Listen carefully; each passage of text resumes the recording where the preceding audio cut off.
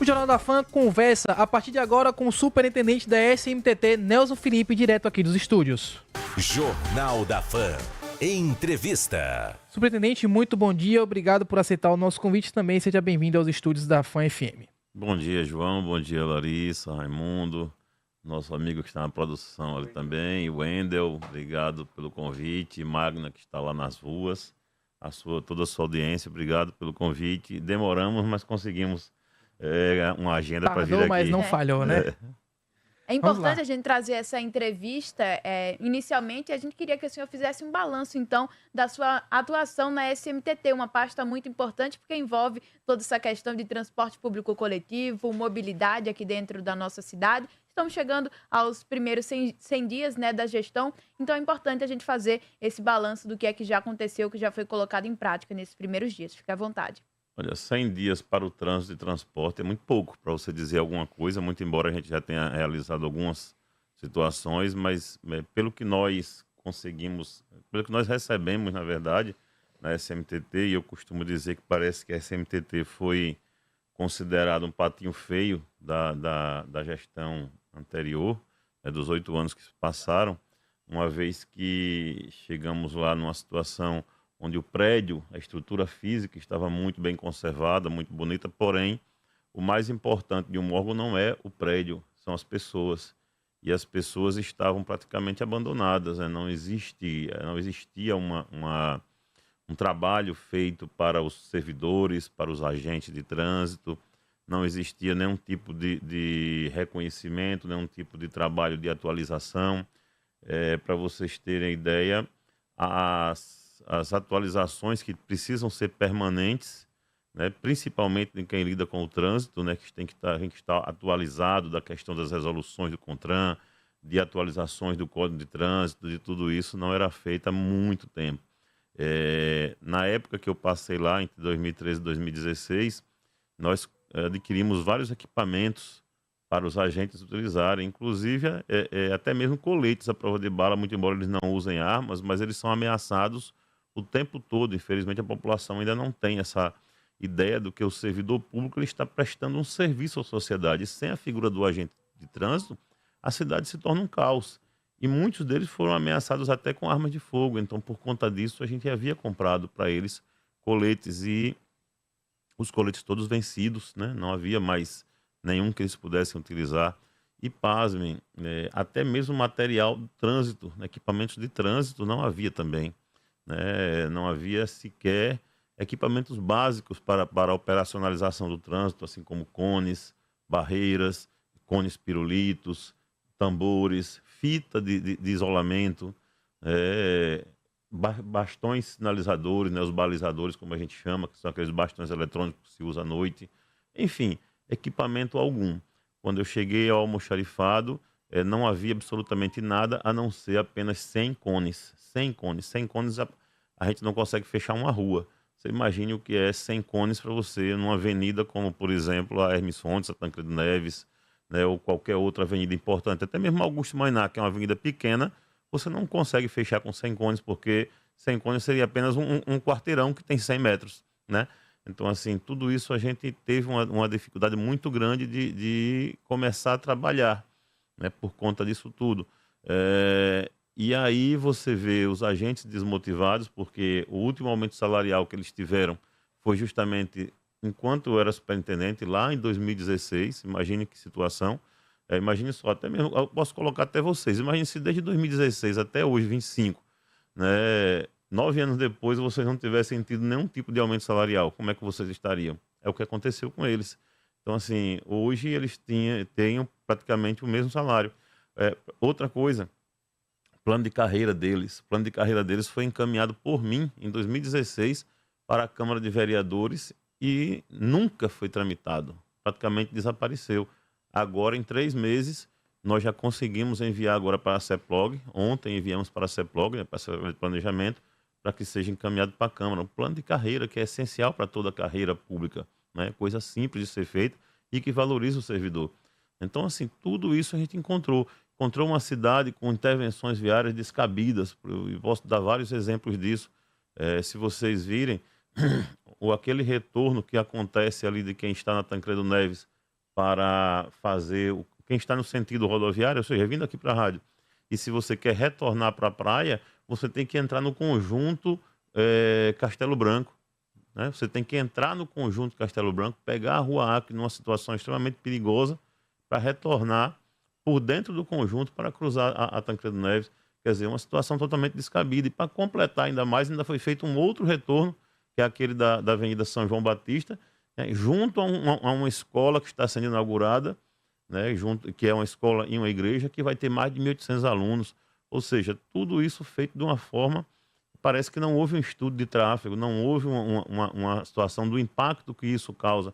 E tantas outras situações que tem na cidade, né? Diversas intervenções que foram feitas, quando foram feitas de maneira equivocada, né? A gente tem diversas reclamações de que se passaram os anos, a Avenida Cotinguiba, aqui no Santo Antônio, outras no Santos Dumont, outras tantas na zona de expansão, né, Atalaia, enfim, diversos locais da cidade que não houve nenhum tipo de intervenção viária que seria necessária para que o trânsito fluísse bem.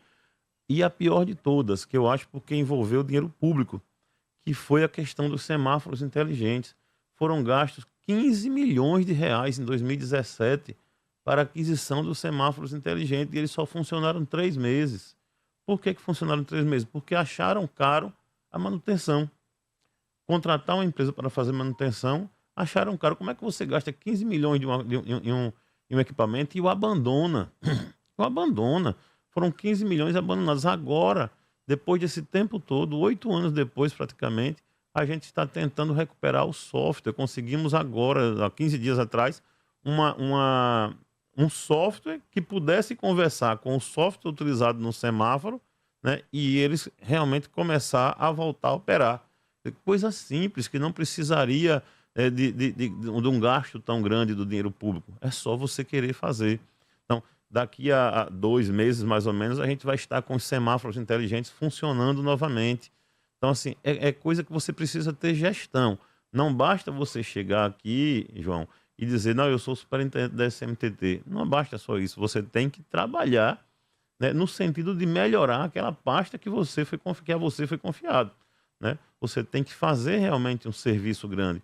E aí a gente entrando pelo transporte, João, nós pegamos, olha, quando nós tivemos em 2013, 2016, se vocês recordarem, talvez Larissa, como é muito novinha, não se recorda, acho que ela ainda brincava. Todo mundo aqui é novo, mas 23 e 22, a média de idade aqui é baixíssima. Pois é, então você deve ter 22 anos? 23. 23 anos, então 23 anos. Em 2013...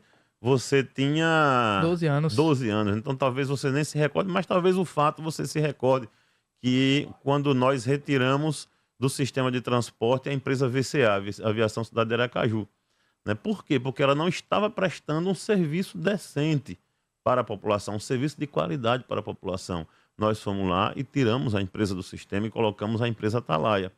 Quando chegamos agora, nós nos deparamos com a mesma situação. As empresas do Grupo Progresso também prestando um serviço ruim, era muito ruim há anos, né? Quer dizer, quando eu saí, ela já estava começando a ficar ruim em 2016. Passaram-se 8 anos e foram protelando, até chegar o estado que chegou. Até o mês passado você tinha ônibus andando sem piso, ônibus você dentro do ônibus e vendo a roda girando lá dentro, portas caindo, né? Ônibus quebrando a todo instante. Eu digo que eu moro na Aruana e muitas vezes meu filho dizia, pai, hoje eu vi 2. Minha filha dizia, eu vi mais um quebrado, outro. Eu mesmo via no meu percurso um ônibus quebrado, outro que estava com os passageiros descendo porque não andavam mais. Né? Sempre, diariamente. Aquela linha de São Cristóvão até a Rodoviária Nova direto toda ali. Ela. Gomes também. Eduardo Gomes. Né? A própria linha mais carregada que tem no sistema, que é a 001, que é a Augusto Franco Bugio, também sofrendo do mesmo mal. E ninguém teve a capacidade. Será que houve o quê? Para não ter essa capacidade de retirar a empresa do sistema. Né? E olha que a prefeita Emília, ela ainda teve como é que eu posso dizer? A sensibilidade de dizer assim, vamos tentar fazer com que ela se recupere, vamos dar uma oportunidade de ver se ela se recupere. Passaram 60 dias, nos primeiros 60 dias do primeiro decreto dela, que era um decreto para recuperação. arrumamos a questão da distribuição do subsídio, que era feito de maneira irregular. Uma ganhava mais do que a outra, né? Uma empresa tinha um subsídio grande e a outra um subsídio pequeno, né? Que não conseguia fazer com que ela andasse. Então, assim, nós fomos lá e equilibramos a questão do subsídio, né? Existia, desde o ano passado, uma determinação do prefeito anterior que se desse um aumento, né, de valor da passagem, iria para R$5. A prefeita disse, não é melhor que a gente segure o aumento, como a gente fala, da tabela, do preço de para-brisa, e a gente consiga fazer um ajuste no subsídio. Assim o fizemos, também para que as empresas conseguissem se segurar. Só que não tinha mais jeito.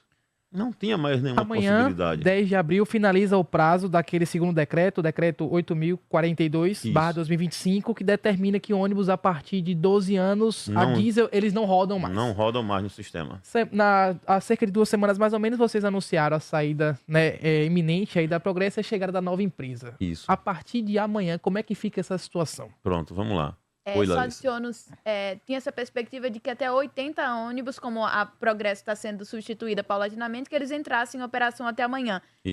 Isso já vai estar acontecendo, adicionando a pergunta de João, até amanhã essa situação já vai estar... Vamos explicar para a população o que é que aconteceu. Com o decreto da prefeita, que foi editado lá em 10 de março, né, a prefeita disse que a partir dos próximos 30 dias, não rodaria, como o João mesmo falou, ônibus com mais de 12 anos, no caso a diesel, e até 15 anos, no caso dos elétricos. Ótimo. Isso foi um período de transição, porque a gente já sabia o que ia acontecer. Não tinha condição nenhuma das empresas do Grupo Progresso, e alguns ônibus do Grupo Modelo também não poderiam circular. Apenas a Atalaia se adequava a essa situação. Com esses 30 dias, a gente foi observando se havia alguma evolução. A empresa Modelo adquiriu 20 ônibus, né? Adquiriu 20 ônibus logo de pronto. Entregamos esses 20 ônibus à população, então ela se adequou, mas ainda faltam mais 23 ônibus, se não me falha a memória, para ela se readequar totalmente.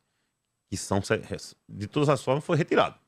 Tá? Retirado e substituído, por enquanto, por outros ônibus de outra empresa. Tá? No primeiro momento, para que a população entenda que não ficaram rodando esses ônibus. Esses ônibus não continuam rodando, eles são retirados, substituídos por outra empresa, e assim que a Modelo recuperar esses ônibus, ela repõe naquelas linhas. Tá? Só que a empresa Progresso não conseguiu nenhum. E eu vou dizer mais, as empresas do Grupo Progresso, se a idade que a prefeita desse fosse de 15 anos, ainda assim não sobraria um ônibus para elas rodarem. Ainda que fosse de 15 anos. E o que é que aconteceu? Começamos a observar, principalmente na última semana, né, na semana que passou, que a Progresso estava não colocando na rua a sua frota, a frota que era para ela colocar, que era da faixa de 90 ônibus. Ela tem 120 ônibus cadastrados, tinha no caso, né, mas só estava rodando com 90 ônibus. E quando chegamos no início da semana passada, começamos a perceber que desses 90, ela só estava colocando para rodar 45. Na quarta-feira, nós então recebemos o relatório dos 45 ônibus que haviam saído da garagem através, como a gente chama, da soltura, né, que é na madrugada, às 4 da manhã começam a sair os ônibus da garagem, e a gente percebeu que desses 45, todos eles estavam com problemas. Ainda mais isso, né? Além de colocar a frota pela metade, os 45 que saíram para as ruas estavam com problemas. E aí nós já estávamos nos programando para fazer para tomar alguma atitude. Foi quando, por volta das 16 horas, 16h20, eu recebi a notícia que os motoristas dos ônibus que operavam na zona de expansão, nas linhas Circular Praia 1 e 2, e 17 de março, estavam retornando para a garagem num movimento paredista, ou seja, greve. E aquilo ia gerar um caos na cidade. Por quê? Porque todo mundo que... Imagine só, eu não sei se vocês andam por aquele lado de lá, mas a quantidade de obras que temos lá, né, construções, que as pessoas vão de ônibus, outras pessoas que moram naquela região e que precisam sair do terminal Atalaia para a região. Ou seja, é um efeito de vai e vem.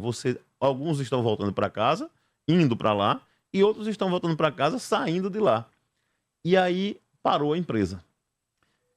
Quando parou a empresa, de imediato eu liguei para a prefeita e informei tudo isso. Ela disse, Nelson, a gente tem que tomar a atitude correta e antecipar o que a gente ia fazer apenas no dia 10, amanhã.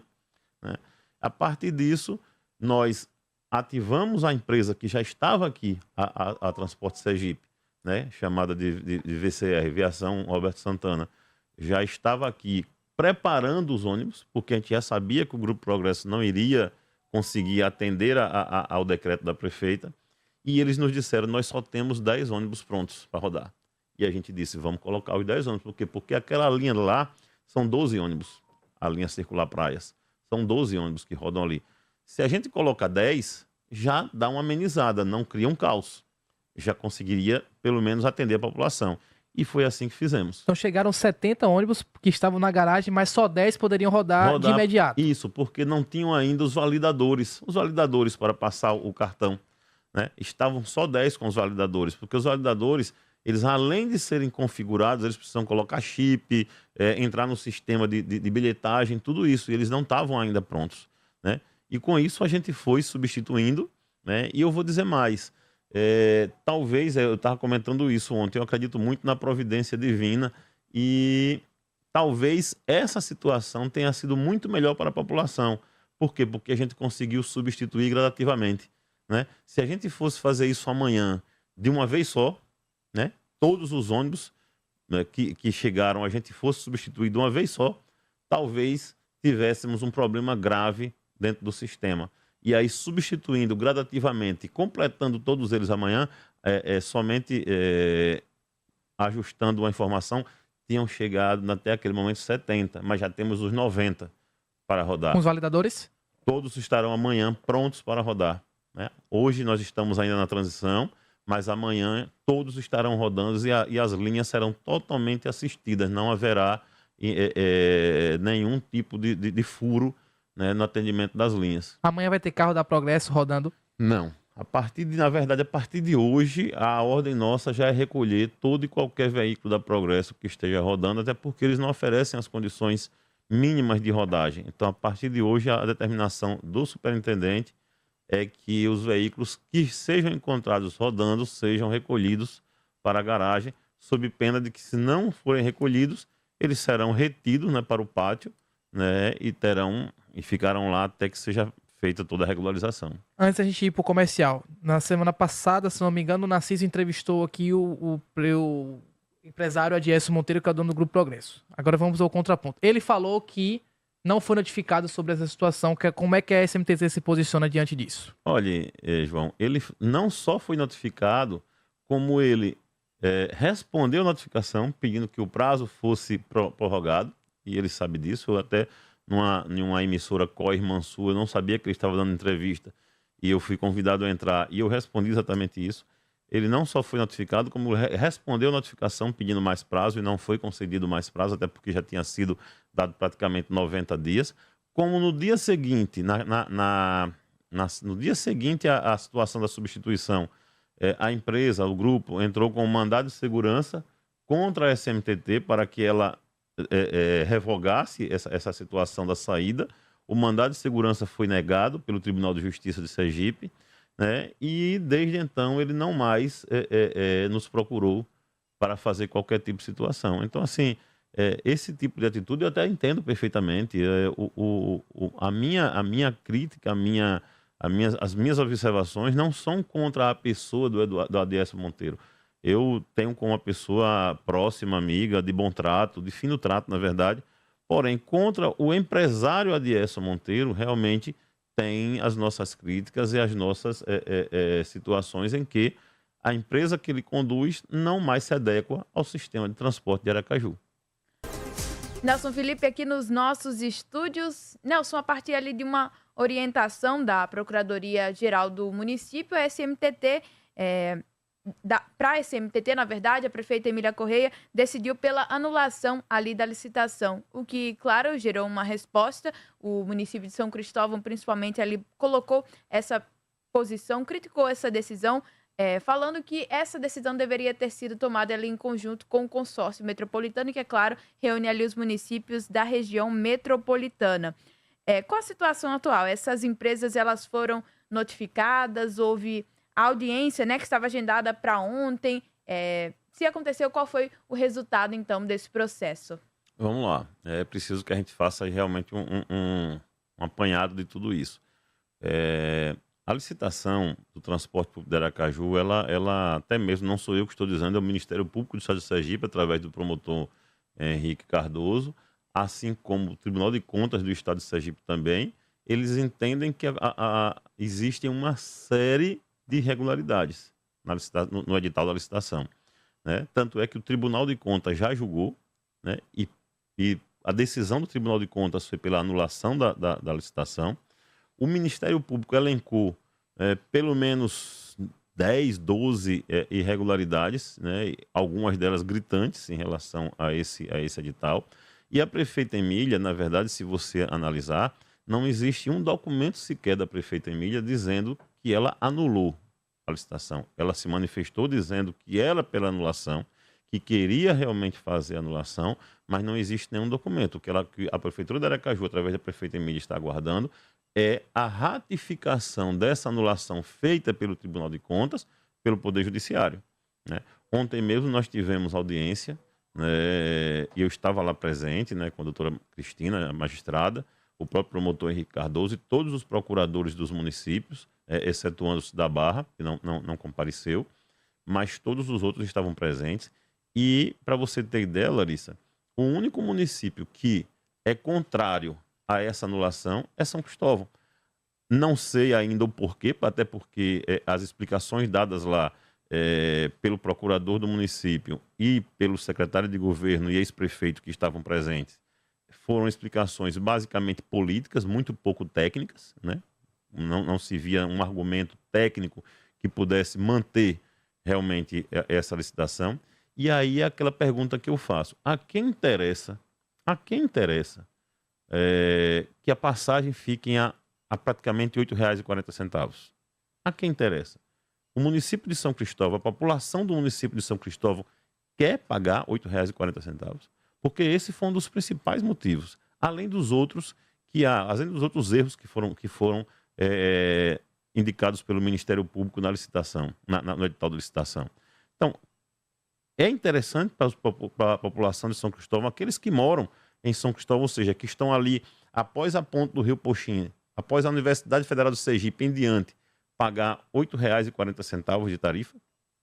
Então, é isso que deve ser esclarecido. Um cálculo foi feito de forma equivocada, né, utilizando-se uma tabela do século passado. A tabela que foi calculada, essa tarifa, ela é de 1991, ou seja, eu acho que aqui, até se brincar, não tem ninguém que nasceu nesse ano. Acho que de vocês aqui, talvez Raimundo, né, não nasceu não, nasceu depois, né, Raimundo? Então, Raimundo nasceu em 90, vocês aqui, eu 2001. Acho que 2001. Quer dizer, a tabela, a lei que foi baseada, esse cálculo tarifário, foi de 91. Então, imagine só, em 91 ainda se usava a câmara de ar nos ônibus, né, nos pneus de qualquer carro. Ainda se cobrava graxa, né, que ia utilizar nos ônibus, assim, e vários outros fatores que são absurdos, que não se cobra mais, não se usa mais hoje. E usando-se essa tabela de um órgão que vocês nunca ouviram falar na vida, chamado GEIPOT, que era um órgão nacional que calculava o valor da tarifa, foi em cima dessa planilha que foi feito esse cálculo tarifário. Ou seja, um valor absurdo que não se usa mais. Quando você pega e usa-se a tabela que é usada hoje no transporte público, que é chamada fluxo de caixa, você chega num valor que passa um pouco dos R$ 6,00.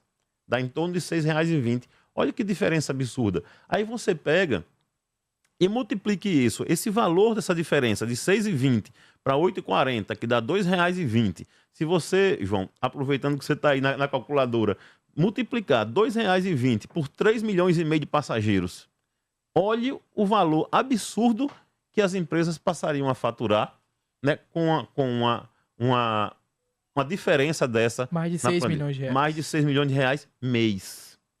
A população quer pagar esses 6 milhões de reais mês a mais por um serviço que estava sendo executado de forma totalmente ruim, um serviço horroroso que estava sendo prestado. É isso que era para ser feito. E mais, veja, nessa gestão já agora, quantos ônibus com ar-condicionado já chegaram? A Atalaia entregou ônibus com ar-condicionado, a Modelo entregou ônibus com ar-condicionado, e na licitação, no projeto que estava na licitação, essa modernização só era a partir de 10 anos para frente.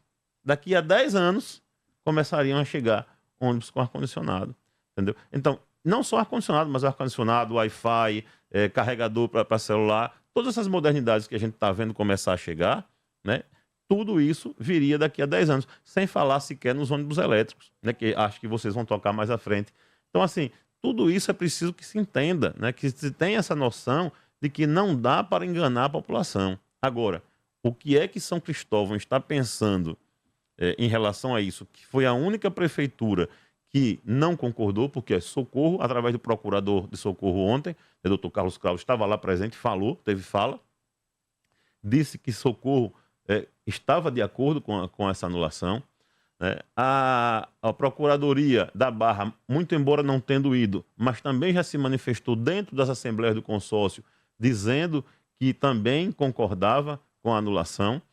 O Estado de Sergipe, apesar de não ter se manifestado de forma direta, mas disse que acompanharia a maioria, isso foi uma fala do próprio Procurador-Geral do Estado de Sergipe, na última Assembleia, que acompanha, por ordem do governador, acompanharia o que fosse decidido pela maioria.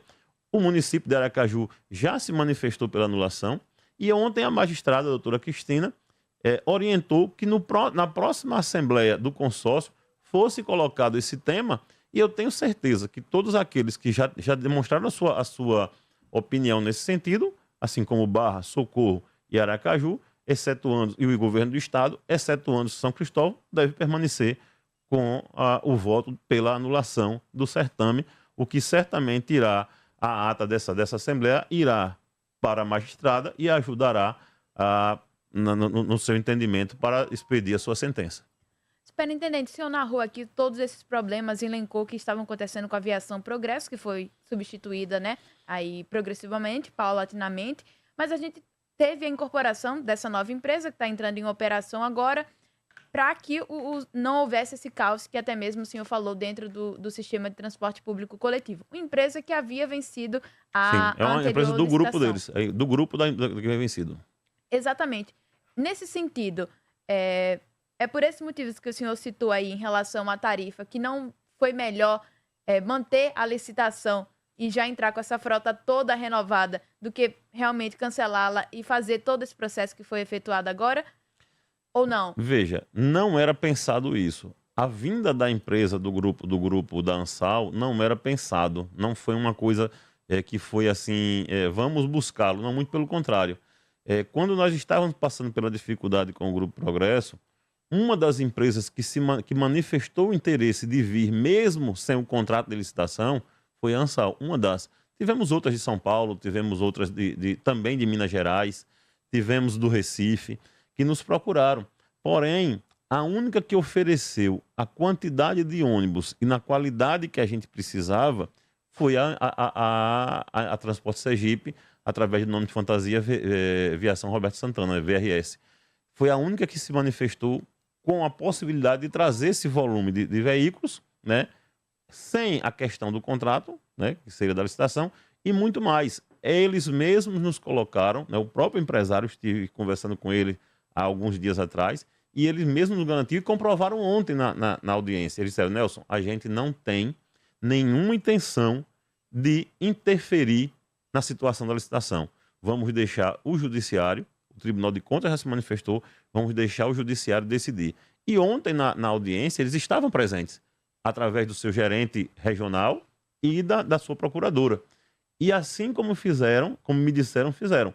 Não houve nenhuma manifestação por parte da empresa Transporte Sergipe na audiência. Perfeito. Magna Santana, rapidinho, quer interagir com a gente de forma bem objetiva, que nós temos muitos ouvintes aqui para falar com o Nelson Felipe também. 7h55, Magna.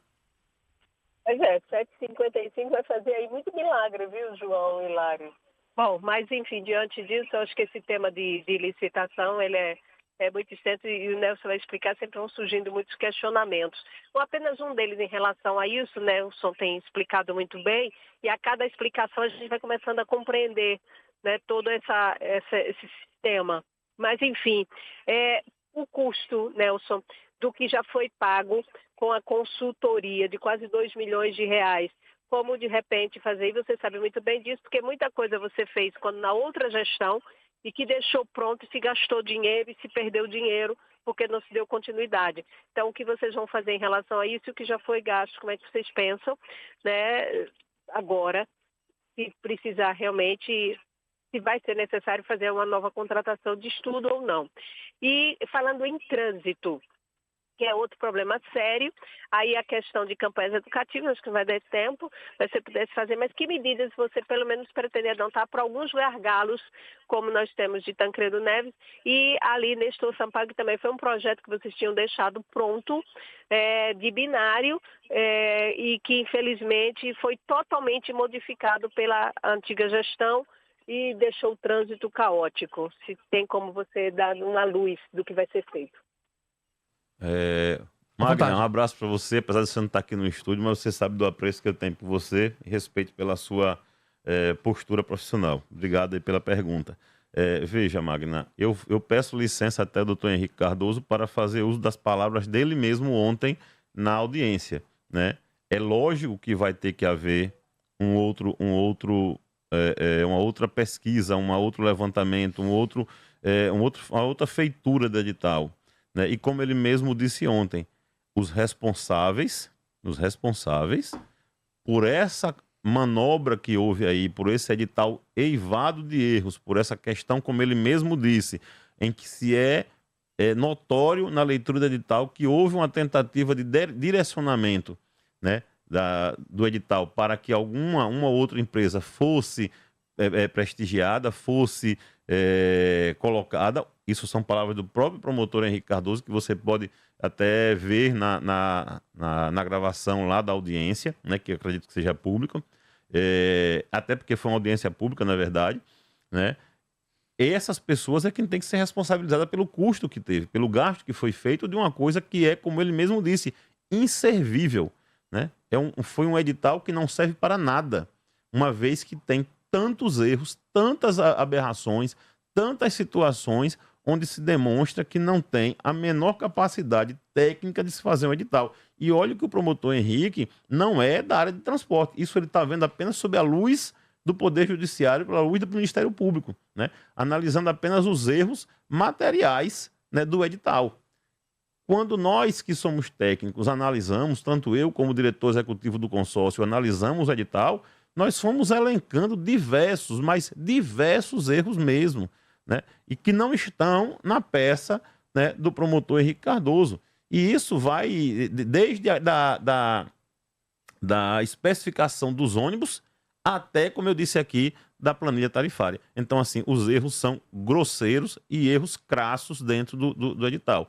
E cabe a quem deu causa a isso, como ele mesmo disse, que não será ele o promotor desse caso, mas que irá enviar ao final do processo para quem de direito, para que realmente faça a devida cobrança a quem deu causa a tudo isso. E respondendo a sua primeira pergunta. A segunda pergunta é como eu disse aqui no começo do programa com os meninos aqui, que me permita chamá-los meninos, né? Porque tem menos da metade da minha idade. Então, assim, João praticamente tem a idade do meu filho João também. Olha só. Né? Então, assim, os erros foram absurdos nas situações do Aracaju. E você sabe disso, Magna, porque você tem acompanhado e conversado comigo bastante. E não foi só Nestor Sampaio. Nestor Sampaio foi um exemplo disso, né, de que fizeram o binário completamente invertido daquele que tinha sido projetado, gerando problemas para a população, não só que reside, mas também para que tem comércio na Nestor Sampaio. Temos a situação da Hermes Fontes, aquele corredor totalmente feito de forma atabalhoada, de forma equivocada, de forma que eu não sei por onde é que se pensou naquela situação de deixar pontos de ônibus que não são no centro da via. Se fosse no centro da via, no canteiro, a porta do ônibus deveria ser invertida, né? Mas não, colocaram o ponto de ônibus entre o canteiro e a pista, causando um risco enorme para a população. As pessoas têm que atravessar duas pistas perigosas para chegar ao ponto de ônibus, né? E para tentar corrigir essa bobagem, cometeram um ato que é totalmente contrário ao Código de Trânsito, que foram fazer aquelas lombofaixas enormes, né? Que até teve uma vez com a carreta, não sei se você lembra, uma carreta cegonha ficou entalada e causou um transtorno enorme no trânsito, né? Então, assim, tudo isso tem que ser revisto, tudo isso tem que ser refeito. E aí, Magna, entra novamente na situação que a gente tem que ter o maior cuidado. Foi gasto dinheiro público. Só ali na Hermes Fontes, eu não sei se você tem essa informação, mas foram gastos 139 milhões de reais para fazer aquilo na Hermes Fontes.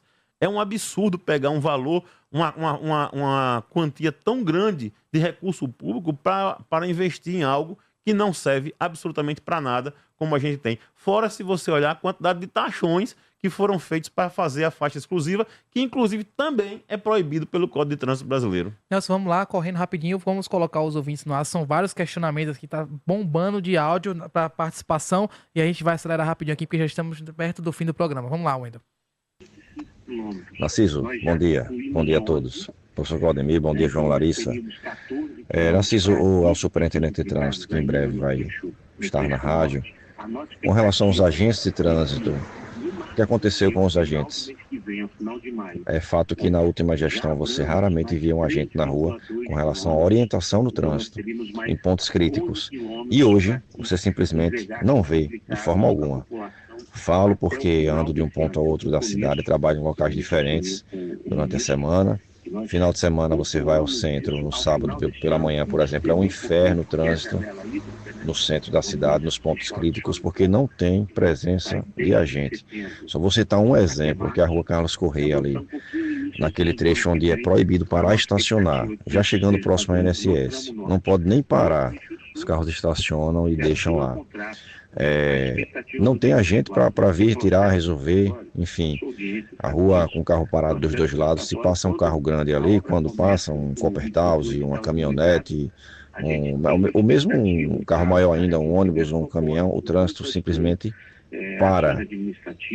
Não tem agente para chegar e resolver, porque se tivesse, os motoristas não deixariam os carros embaixo da placa de proibido parar e estacionar. Enfim, tem vários outros pontos, eu citei apenas um, mas o fato é esse. O que aconteceu com os agentes, que você não vê presença de agente na rua de forma alguma, salvo quando há uma obra, uma mudança de fluxo de trânsito, alguma coisa nesse sentido aí. Mas nos pontos críticos para orientação, não existe, simplesmente. Bom dia, Larissa. Bom dia, João.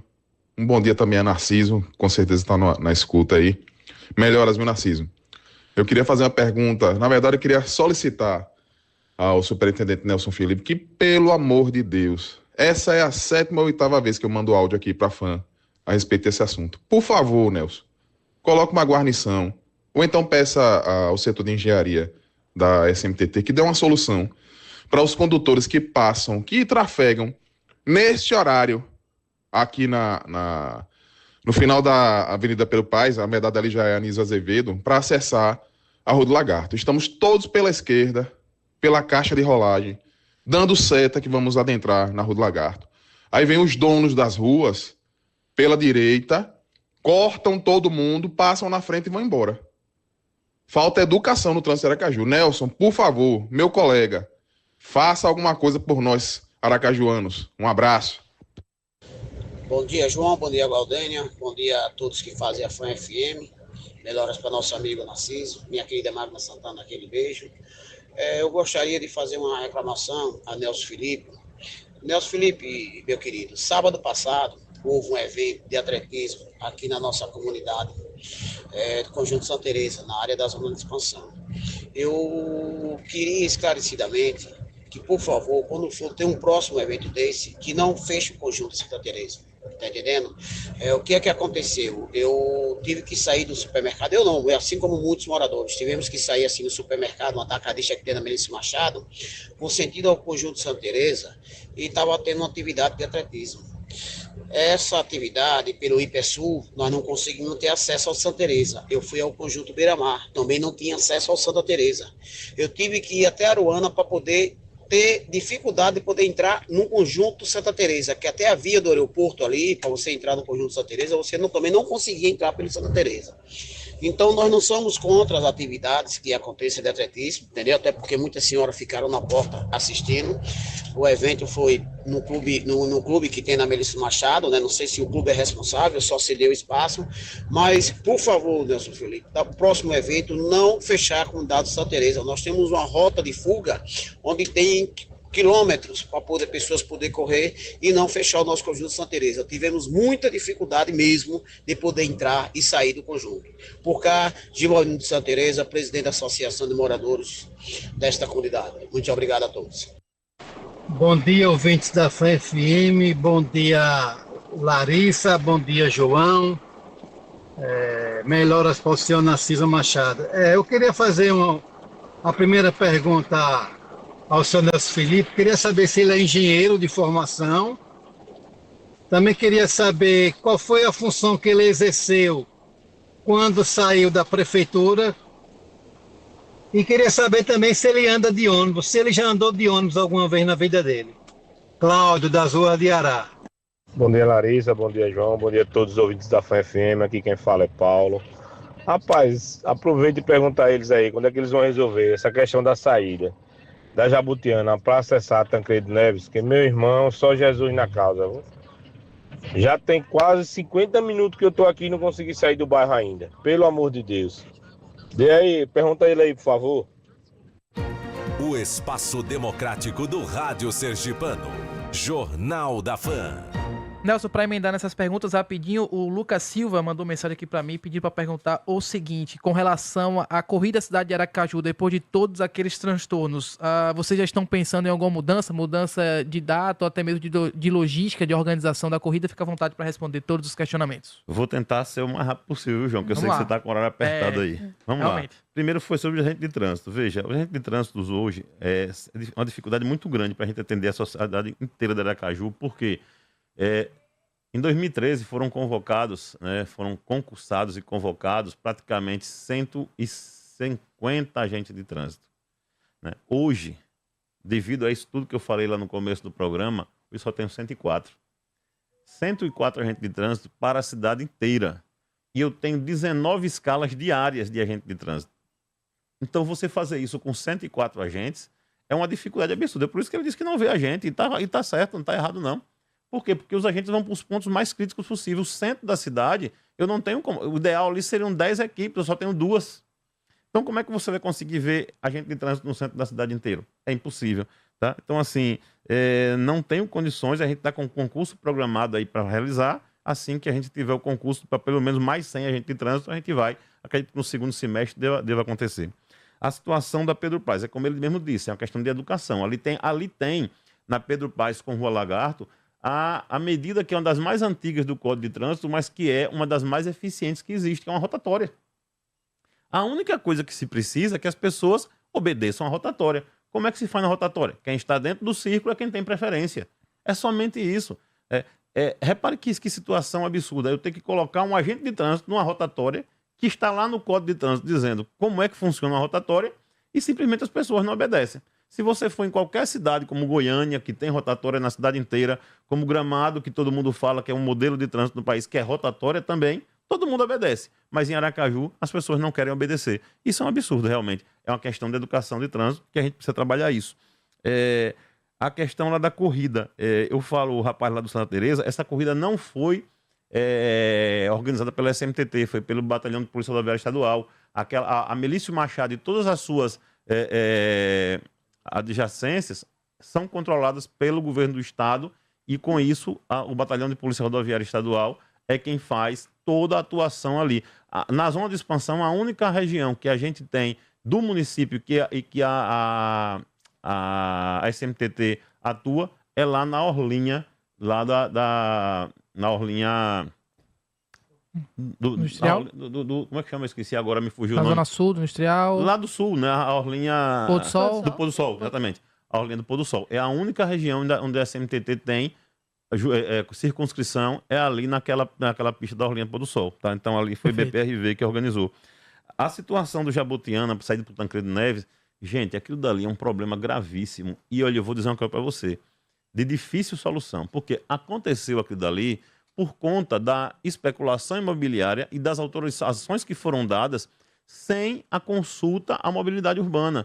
Então, invadiram de prédios, invadiram de residências, fizeram um verdadeiro boom imobiliário ali, porque se você olhar, se vocês entrarem ali na Jabutiana, vai ter condomínios que já estão em São Cristóvão. Não é mais nem Aracaju. Então foram invadindo imobiliariamente, não vou dizer invadindo, foram sendo autorizações sem fazer uma composição com a questão da mobilidade urbana. E aí gerou isso, você tem a ver uma verdadeira cidade ali dentro que precisa desaguar apenas por na verdade, 2 saídas para Tancredo Neves. E aí você não tem como gerir o tráfego. O que é que a gente pode fazer? A gente está analisando se há a possibilidade de criar uma nova via, fazer uma nova via para poder melhorar a situação. Porque todo mundo que está ali, Sol Nascente, JK, Santa Lúcia, Jabotiana, tudo ali, desde a Universidade Pio X até o Detran, é tudo Jabotiana. E só tem 2 únicas saídas. Então é muito difícil. Para fechar, Nelson. E quanto à corrida que você falou, para fechar, veja, o nosso objetivo foi alcançado. Não houve nenhum incidente com nenhum tipo de corredor. Na corrida daquela, né, no horário que foi, né, o sábado, porque as corridas, se a gente foi procurar saber com os clubes de corrida só pode acontecer ou no sábado à tarde ou no domingo de manhã, logo cedo. Né? Foi escolhido fazer no sábado à tarde. Foi o melhor? Teria sido se não tivessem acontecido os outros eventos que foram programados pós-corrida. Né? A corrida Cidade de Aracaju ela vem sendo programada desde o ano passado. E de repente apareceu final do Campeonato Sergipano de futebol, final de Copa do Nordeste de Judô, final de uma Copa de Jiu-Jitsu, né? no Cotinguiba, né? Um foi no Constâncio Vieira, outro no Cotinguiba, juntando-se com a corrida. E para piorar a situação, se tivesse sido, afinal, não tenho time aqui em Sergipe, já vou dizendo para ninguém dizer que eu sou Sergipe Confiança, mas se afinal tivesse sido Sergipe Confiança, talvez não tivesse tido o problema que houve. Por quê? Porque a gente deixou como via de escape e que une a cidade de leste a oeste foi a Avenida Tancredo Neves. Só que o que aconteceu? Tanto na chegada da torcida do Itabaiana quanto na saída da torcida do Itabaiana, a PM teve que fazer uma escolta para dezenas de ônibus e dezenas de carros. Ou seja, tanto antes do jogo, por volta das 4 da tarde, como após o jogo, por volta das 7 da noite, ou seja, justamente no intervalo da corrida, a Tancredo Neves ficou travada. É por conta de todo esse comboio.